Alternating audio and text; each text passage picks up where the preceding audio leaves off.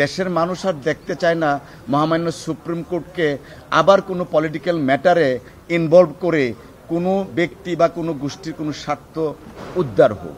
আইনগতভাবে যারা রিটকারী আছেন তারা কেউই ল অনুযায়ী ওনারা আসতে পারেন না। আমরা আশা করছি ল উইল প্রিভেল। আর আমাদের সাবমিশন যখন আসছে কোর্টের কাছে বিভিন্ন বিষয়ে, তখন সোমোটির বিষয়টা যখন আনা হলো, আমরা তখন বলেছি যে হ্যাঁ, it is a highly political matter.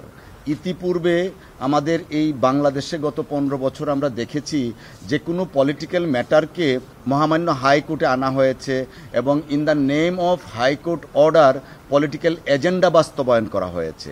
তো after losing of so many lives, হাজার মানুষের রক্তের বিনিময়ে 5ই আগস্টের পরে দেশের মানুষ আর দেখতে চায় না মহামান্য সুপ্রিম কোর্টকে আবার কোনো পলিটিক্যাল ম্যাটারে ইনভলভ করে কোনো ব্যক্তি বা কোনো গোষ্ঠীর কোনো স্বার্থ উদ্ধার হোক।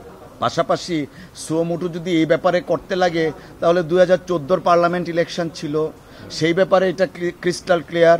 2018 নির্বাচন ছিল, আমিও প্রার্থী ছিলাম, উনিও প্রার্থী ছিলেন। আমার ভোটটা আমি পর্যন্ত দিতে পারি নাই। রেদার মিস্টার মাহবুবউদ্দিন খোকন ওয়াজ ইনজিওর্ড, গুলি খেয়েছিলেন। তো এই সমস্ত ব্যাপারে তো তখন মহামান্য আদালত সোমোটে কোনো কিছু করেন নাই।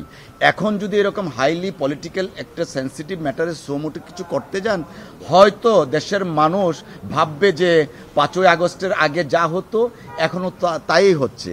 আমরা চাই ইম্পার্শিয়াল জুডিশিয়ারি, যে কারণে মাননীয় প্রধান বিচারপতি মহোদয় রাত দিন পরিশ্রম করছেন সকলকে নিয়ে একটা ইন্ডিপেন্ডেন্ট জুডিশিয়ারি ক্রিয়েট করার জন্য, সচিবালয় ক্রিয়েট করার জন্য।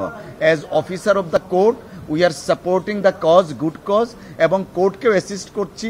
আমরা প্রত্যাশা করছি for the greater interest of our judicial system as well as democracy, এবং লটাকে প্রিভেল করার জন্য যে অ্যাপ্লিকেশনটা আনা হয়েছে পারপাসলি, ইন্টেনশনালি, সেই অ্যাপ্লিকেশনটা সামারিলি রিজেক্ট হবে।